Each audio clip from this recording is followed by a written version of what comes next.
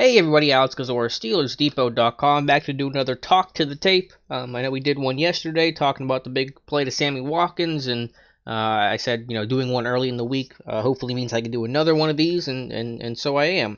I think I said yesterday, or at some point, I would do a video that wasn't about Keith Butler and the Steelers defense and the big plays they gave up.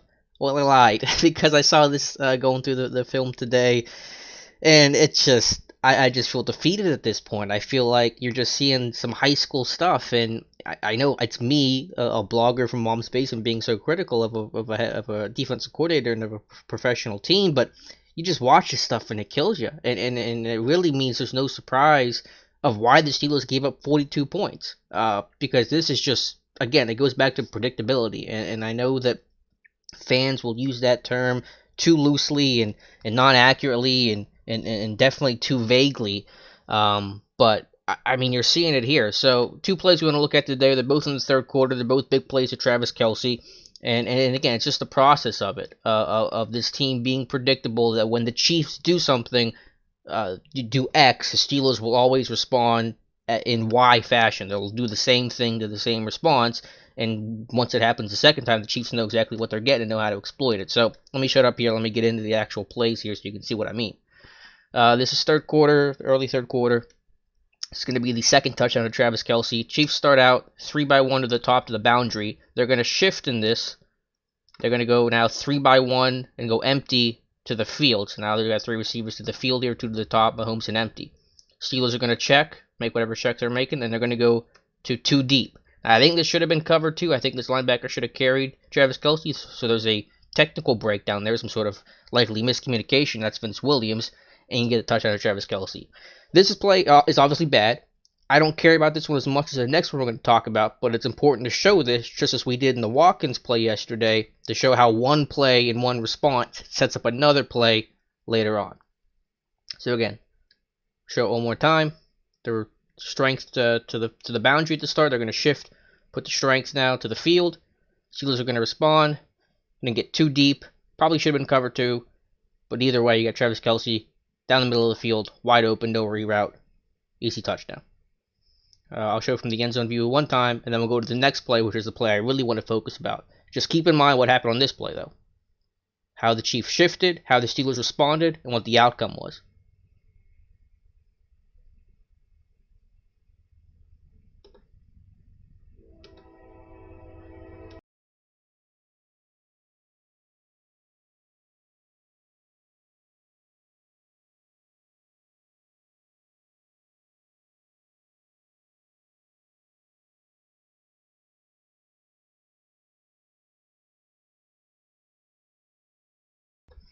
Okay, sorry about that. Train inevitably rolled through. As soon as I start these videos, of course a train comes through. So I had to mute my mic for a second. I rolled the play back a couple more times. We'll look at it one last time. For the first touchdown, or the first big play that Kelce wanted to look at.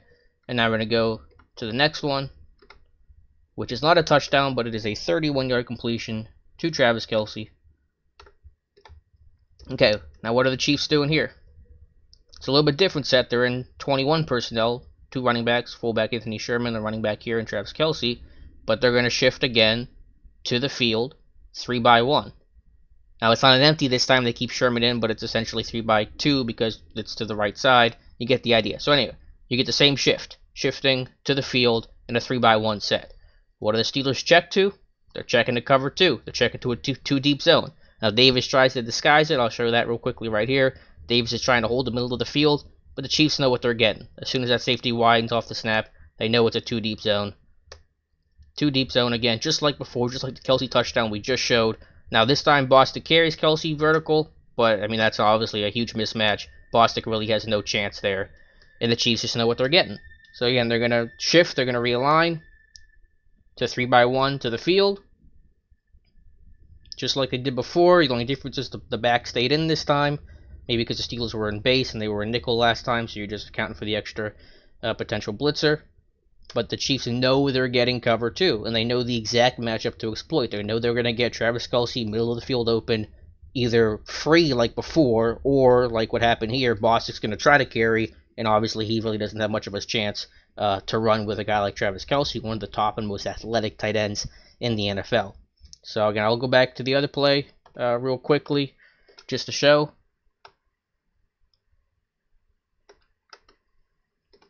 Compare and contrast. Again, the shift. I'm going to go 3-by-1 to the field. Steelers were either in too deep before, probably checking to it, maybe making some sort of coverage adjustment. You get a 2-deep zone. Kelsey open over the middle. I think this is maybe the next possession or 2 drives later. I think it actually might be the next drive. You're going to get this shift where they're going to move Kelsey. They're going to go 3-by-1 to the field. What does that put the Steelers in? Cover 2. Chiefs know what they're getting cover 2. They know the matchup they want. They know they have Kelsey down the seam free again. Beats Bostic. And it's a 31-yard gain and sets up another Chiefs touchdown. This is the one on the boot action to the Marcus Robinson. Look at it from the end view one time. You know you're getting Bostic on Kelsey. And this is what I mean by predictability. The Chiefs have one response. They're shifting the 3-by-1 to the field. They're doing this shift in the alignment change. They know that the Steelers are going to now be in the 2-deep zone. And that happened the first time, so they say, let's try it again. Let's see if the Steelers respond. So I have to go back to the play. It kicked to the next play. They say, we know how the Steelers are going to respond. Let's try it again. Let's see if they have an adjustment. They don't. Same play, or same outcome, another huge chunk play to Travis Kelce for 31 yards. That's predictability. It's not, things like, oh, he blitzes too much, or they do this or that, or, you hear it a lot with offensive coordinators, oh, he runs the football, let's run, pass. I mean, that's the vague stuff that I tune out. That's all noise. But stuff like when the Chiefs shift to 3-by-1 or 3-by-2 and they're to the field is the strength, the Steelers always check in the cover 2. That's going to let the tight end win down the middle of the field free. Happens both times. I mean, this just came off the heels of the same quarter where, as we talked about in an article I did that wasn't a video, where you get the same response. Now look at this really, really quickly. Back-to-back plays here to start the third quarter. Chiefs and empty. You get TJ Watt on Sammy Watkins because they're running this DB blitz with Hilton and Edmonds. So the first play here, Watkins runs a curl. It doesn't really affect, there's no issue there, I guess, in terms of the outcome, but you get a 36-yard completion to Tyreek Hill at the bottom. That's on Burns. It's not really a Butler thing in terms of the completion to Hill. But the next play, Chiefs do the same thing. Let me go to the next play here. Chiefs 1st and 10. Empty again. Watt on Watkins again. That's linebacker on receiver. DB blitz, same thing. Hilton Edmonds coming.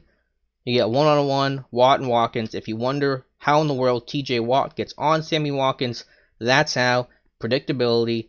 Chiefs are in empty for the first 2 plays. Keith Butler calls the same coverage and blitz the first 2 plays. The Chiefs realize, hey, we have this insanely good matchup with Watkins on TJ Watt. We didn't take advantage of it the first time. We didn't realize that was the coverage. That was going to be the call. Let's try it again. See if the Steelers respond in the same way. They do. And that's how you get a linebacker on a 4-4-3 40 wide receiver. Don't blame Sean Davis. His role here is to roll to rotate to the top here where the blitz side is. There's no help design for the bottom here.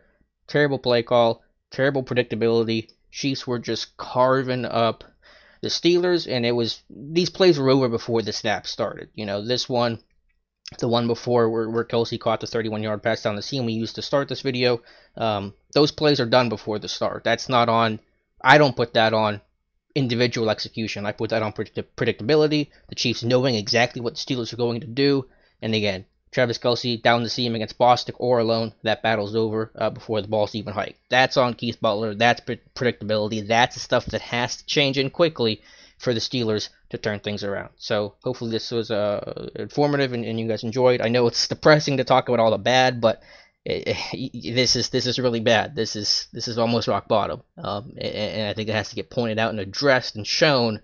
And if it gets fixed, perfect, we'll talk about it. If it doesn't, we'll certainly talk about that as well, and we'll probably be talking about Keith Butler getting fired at the end of this season. So leave a comment below with your thoughts or any questions you have, whether you're watching on YouTube, Steelers Depot, or following me on Twitter at Alex_Kozora. This video will be posted tomorrow on Steelers Depot. If you're subscribed to my YouTube channel, you're seeing it now, so good on you. But yeah, thank you guys so much for watching, and we'll talk to you soon.